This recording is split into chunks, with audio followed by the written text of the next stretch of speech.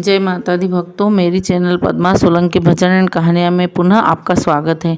तो आज मैं माता नौवीं जो देवी है, दुर्गा का नौवां अवतार जो है वह सिद्धिदात्री है और उसी के बारे में, उसी माता के बारे में मैं आपको बताऊंगी। माँ दुर्गा की नौवीं शक्ति का नाम सिद्धिदात्री है और ये सभी प्रकार से की सिद्धियाँ देने वाली है। नवरात्रि पूजन के 90वें दिन इनकी उपासना की जाती है और इस दिन यदि शास्त्रीय विधि विधान से और पूर्ण निष्ठा के साथ साधना करने वाला अगर साधक कोई हो और वह पूर्ण रूप से साधना करे तो उसे सब प्रकार की सिद्धियां प्राप्त होती है। सृष्टि में उसके लिए कुछ भी अगम्य नहीं है, अर्थात संसार में कोई भी ऐसी चीज़ नहीं जो उसे प्राप्त न हो। ब्रह्मांड पर उसकी पूर्ण विजय प्राप्त करने की सामर्थ्य उसमें आ जाती है और 9 दुर्गाओं में माँ सिद्धिदात्री अंतिम है। अब माँ का मंत्र क्या है? अब मंत्र तो माँ का यह है, या देवी सर्वभूतेषु माँ सिद्धिदात्री रूपेण संस्थिता नमस्तस्यै नमस्तस्यै नमस्तस्यै नमो नमः।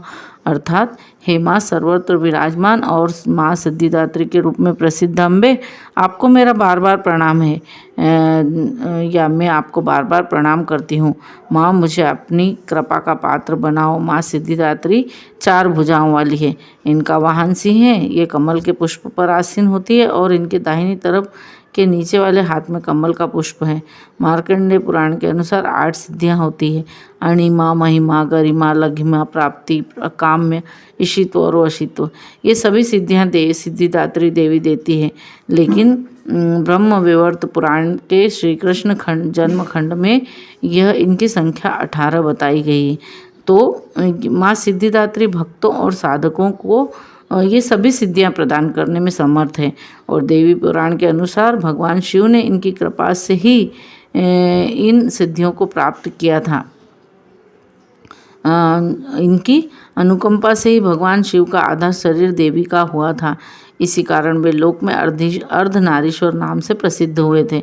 प्रत्येक मनुष्य का यह कर्तव्य है कि वह माँ सिद्धिदात्री की कृपा प्राप्त करने का निरंतर प्रयत्न करे, क्योंकि उनकी आराधना की ओर अग्रसर हो। इनकी कृपा से हमें अनंत सुख प्राप्त होता है और दुख रूपी संसार से हम निर्लिप्त होकर सारे सुखों को भोग करके और मोक्ष को प्राप्त करते हैं। सिद्धिदात्री माँ के कृपा पात्र भक्त के भीतर ऐसी कोई कामना शेष बचती ही नहीं है जिसे वह पूर्ण करना चाहे। वह सभी सांसारिक इच्छाओं, आवश्यकताओं और स्पृहाओं से ऊपर उठकर मानसिक रूप से माँ भगवती के दिव्य लोकों में विचरण करता हुआ उनके कृपा रस पीयूष का निरंतर पान करता हुआ विषय भोग शून्य हो जाता है। माँ भगवती का परम सानिध्य ही उसका सर्वस्व हो जाता है। इस परम पद को पाने के बाद उसे अन्य किसी भी वस्तु की आवश्यकता नहीं रह जाती। माँ के चरणों का वह सानिध्य प्राप्त करने के लिए हमें निरंतर नियमनिष्ठ रहकर उनकी उपासना करनी चाहिए। माँ भगवती का स्मरण ध्यान पूजन हमें इस संसार की असारता का बोध कराते हुए वास्तविक परम शांतिदायक अमृत पद की ओर ले जाने वाला है। आज के युग में इतना कठिन तब जो कोई भी करता है वो माँ की कृपा का पात्र बनता ही है। अन्य 8 दुर्गाओं की पूजा उपासना शास्त्रीय विधि विधान के अनुसार करते हुए भक्त दुर्गा पूजा के 90वें दिन इनकी उपासना में प्रवृत्त होते हैं।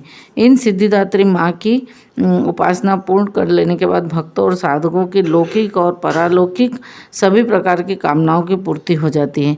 9वीं के दिन माँ सिद्धिदात्री की पूजा की जाती है और देवी के इस रूप को केतु ग्रह की स्वामिनी माना गया है।